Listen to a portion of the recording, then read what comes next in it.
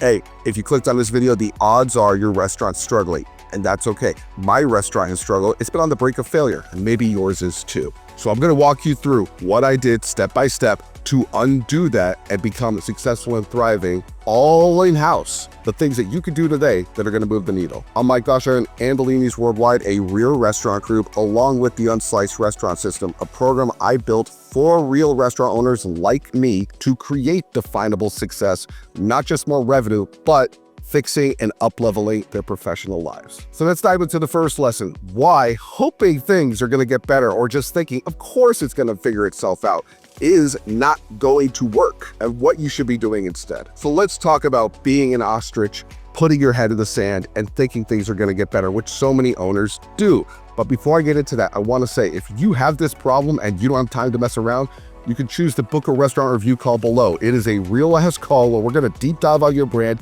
get into it, talk about it, and see if Unsliced could be the thing that takes you out of this funk. So the ostrich in the sand puts their head down and just the world keeps going around them. With a lot of restaurant owners, they become chef-driven and they think, well, I could just make better food or more food, and that's what I could do. I don't know my financials. I don't know if these kids are gonna work out that are working for me. I don't know how to market. So I'll do the thing I do know because I'm safe there. It's an extremely natural human response, but it's a bad one and it's not gonna work. So you have to look at what you can move the needle on today. I would tell you the smartest thing is to go line by line on your general ledger. That is everyone that you pay, all your vendors. Go line by line, each and every single one, starting with your biggest one. And you gotta have a negotiation talk. Even more so, it's really a, hey, here's where we're at, here's where we need to be. Could we get on the same page? Doing that vendor by vendor is going to get you more revenue right away. It's going to get them on the same page as you. If you do this in an endearing way, especially the way I describe it, you're going to take them from pariah to partner. That only happens if you go line by line. But Mike, they don't even know my name. That's a problem, right? Especially for your main vendor. But I don't care if it's your phone company. You could call them up and say, hey, I just wanted to see, is this the best rate we could be getting? Because we really want to streamline stuff right now. Also, why you're going to do this is you need to know where every dollar is being spent right now. If you're spending money on things that you just don't need, that you don't know that are moving the needle, you got to delete that stuff today because you can't afford it. Only things that move the needle, either saving you money or making you money, are going to stay on that general ledger. Number two, the next thing you're going to do to get out of your funk is you are going to start paying everything by check. I know, like it's 1973. Why? Because right now, you probably have loose money going random ass places. You think you don't? You do. If you're on auto debit ACH with any vendor, they're just jacking money. Just jacking it. Are you matching up the invoice? Are you verifying that payment? If you're like, I don't got the time for that, you don't not have the time.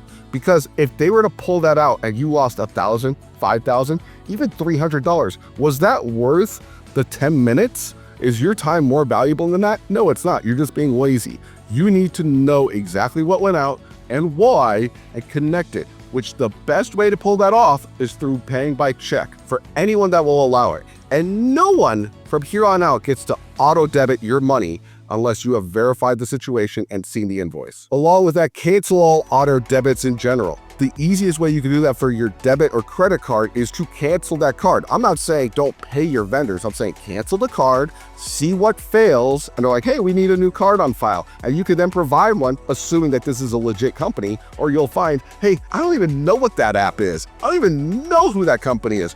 Why are we still buying that? It's gonna give you a purge/cleansing for you to start getting your finances tight.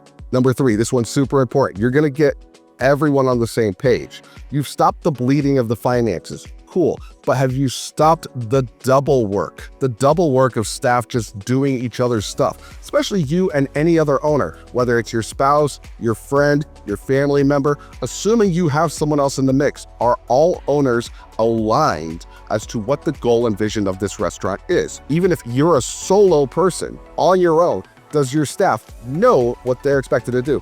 Here's what I mean. Let's say you have someone who's supposed to be doing marketing, but they kind of do it, but they kind of pay someone else. But then you're like, hey, why'd you post this? Why'd you post this?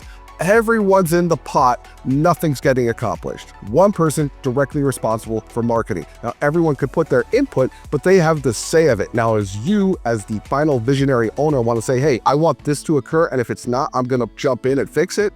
That's fine. That is vision, but they have to be allowed to run on their own, or else you're gonna have 14 people trying to drive the car and it never works when you pull that off. Or else you're gonna have 14 people trying to hold the steering wheel, which just doesn't work. It doesn't. So what is the vision of this business? Are you the visionary? Great. Is everyone on the same page with you? Do you know where you're going? And we all have buy-in to each individual role. The classic rules are someone in charge of finance, someone in charge of operations, someone in charge of marketing. Cool.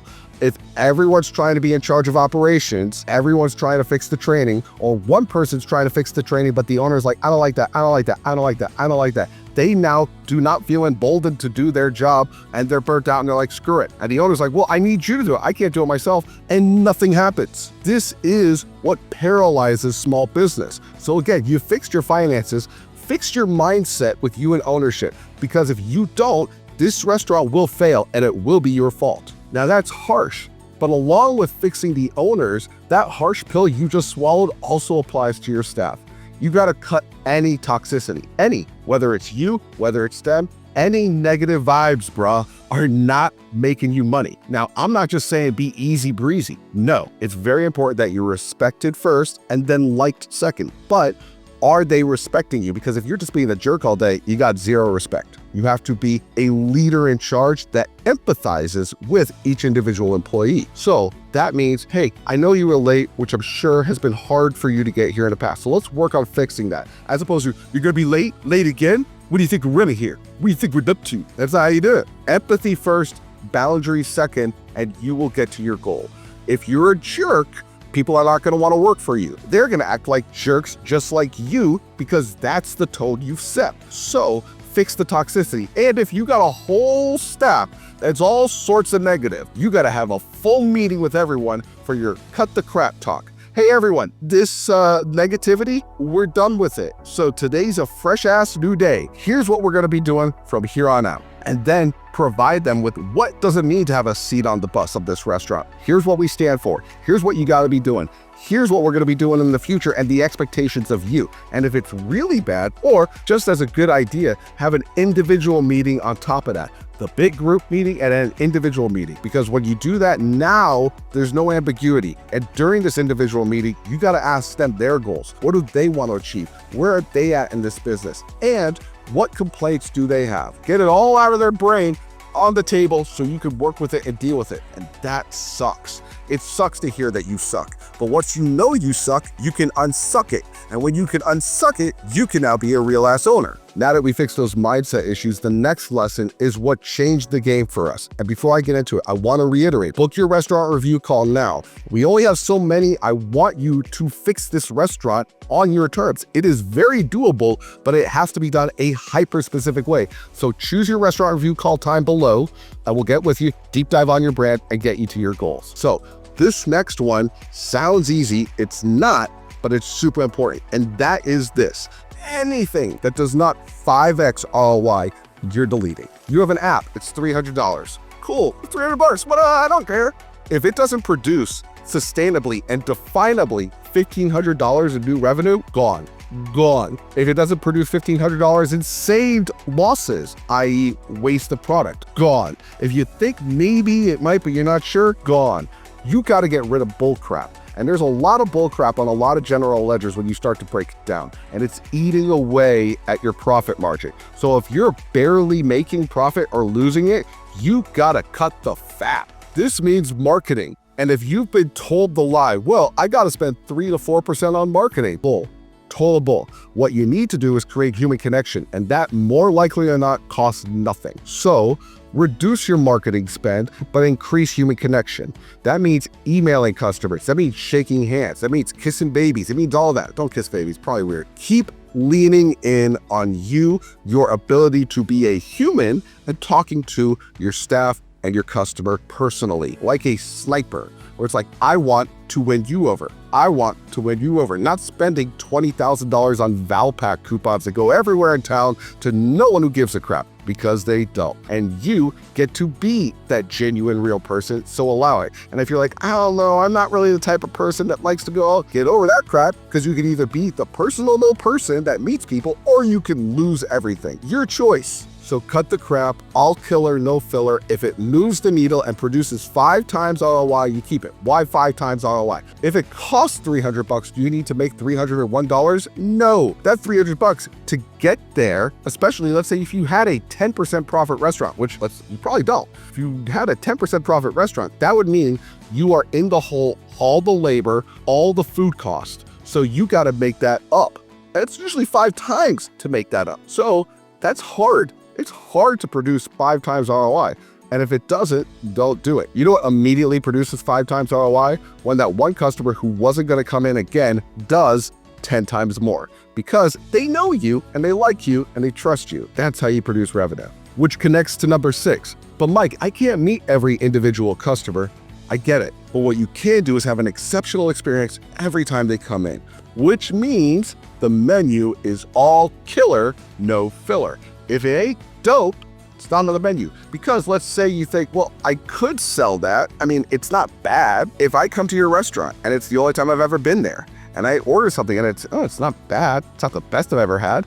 Am I coming back to you? I don't trust you now. You're a great place to go for mid food. I don't want to spend my disposable income and limited time on mid food. So that notion that, oh, we should sell everything to gain more followers is not going to work. It's going to destroy your food costs, destroy your repeat business, and just make you tired because it's harder. So all killer, no filler. If it ain't the dopest thing you could ever imagine and you're super stoked to talk about it and all your staff are super excited to sell it, don't have it on your menu. You're shooting yourself in the foot every day you do it otherwise. And that exemplifies the point that it's not about working harder. Again, I'm saying sell less stuff. That's easier, but lean into it more. It's about being smarter here, right? You got to look at all the things you're doing, and just because you're doing more does not mean that you're doing the right things. In fact, more is bad. Less is more. Cut the bull crap. Make money. Stop the chaos. Allow yourself to win. A lot of restaurant owners are not in the game of winning. They're in the game of doing. That ain't the game. The game is profit. The game is initiating real human customer interaction. And when you pull that off and lean in on that experience and the food represents that, and you've gotten rid of fluff and you fine-tune this to only do that which moves the needle, you are in a position to make profit, be healthy, sustain your business, your community, and your employees to get them to their goals along with your own. And if that feels overwhelming, like, okay, Mike, where do I start? Allow it to work for you as well. Book your restaurant review call below. It'll be us working with you to take you to that next level on your terms in a real-ass manner so you can be there today, not in 20 years. Along with that, here's a video on getting your restaurant kitchen to be stupid efficient. I think you'll like it. Check that one out as well if you've gone this long. And thank you. Keep killing it, and I'll see you soon.